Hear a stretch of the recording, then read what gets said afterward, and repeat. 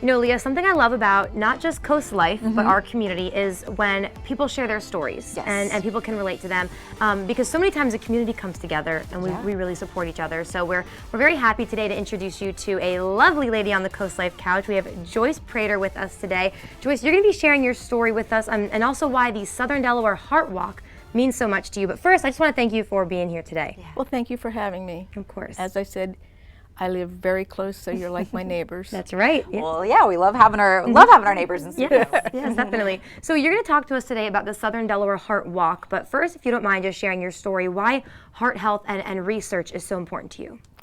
Well, unfortunately, I lost my husband of 46 years 2.5 years ago, and he passed having a sudden cardiac event. We were actually traveling from our home in Florida to our home in Milton.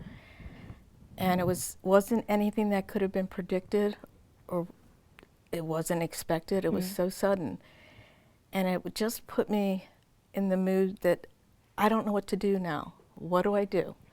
So of course, like most people, I got on the internet. I Googled sudden heart events. And it came up page after page after page of information either provided for, published by, or funded by the American Heart Association. Now, I'd heard of the American Heart Association, but didn't know much about it. But I started looking into, my husband had a family history of cardiac heart disease, and he was very proactive with his health. He saw a cardiologist yearly, had his EKGs done, physicals. He was given a clean bill of health a week before we traveled. Oh my gosh. He was active. He played in golf leagues in Florida and up here. He played golf at least 2, maybe 3 times a week. Played pickleball. And during the pandemic, he decided he was going to start riding a bike. And he got really into it. He was riding 3 days a week, 20 miles a day. Wow. So it wasn't a guy that was sitting on the couch. He was what they would say a picture of health. Yeah. Thank you for sharing that story. I know that's difficult, but unfortunately, I think other people can relate to that. Well, this is one reason we're trying to raise money for the American Heart Association so they can do more research. And maybe someday there'll be a test or something that can predict who is susceptible to this type of event. So I was talking to my children when I found the Heart Walk, and I said, I'm going to sign up, I'm going to make a donation, and I'm going to walk on this Sunday. And the next thing I know, we have a team of 10. And of course, it was a no-brainer. It's Team Bob. Yeah. I mean, I know it's the Southern Delaware Heart Walk, but you've actually had global support. We did. I had never been on Facebook, so I started a Team Bob Facebook page. And in order to try to get more of my friends that were nationwide involved, to make them realize you don't have to be in Rehoboth. You don't have to be here to walk with us. You can do what we were calling a virtual walk, which just make a sign and tell me you're walking with Team Bob. And I had a friend who was in Hawaii and she was sending pictures, and I texted her and I said, would you mind making a sign and take a short walk for Team Bob? Within a minute she's texting me, right on it, I'll be glad to do it.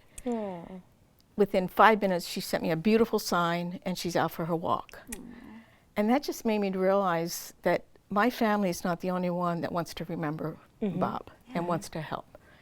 So from there, we got participation. Geez, we had friends in Chicago.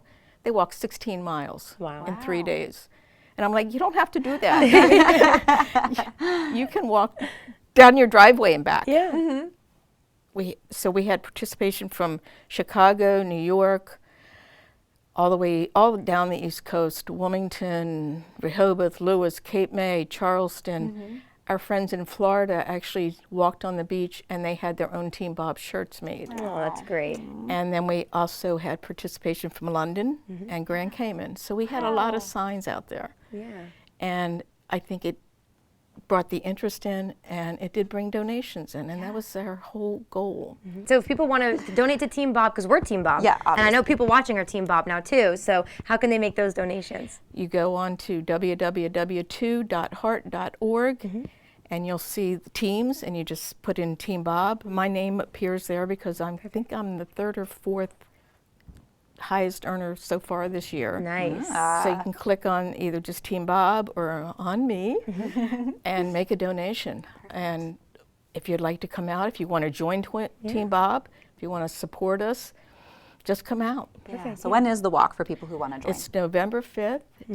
I believe it's 9 o'clock at the Bandstand in Rehoboth. Perfect. Okay, sounds good. Or if you're not going to be in Rehoboth, like she said, do a virtual when walk. you walk your dog, you know, just think of Bob and think of the donations you can make. And we'll put that website on our website as well, so you can find it easy. That's CoastLife.com. Well, thank you so much for being here. Thank you for sharing your story as well. Thank you for letting me share my story. Of course. So get to walking, get to donating. You can do all that right now. We're going to take a quick break, and then we'll be back with more Coast Life.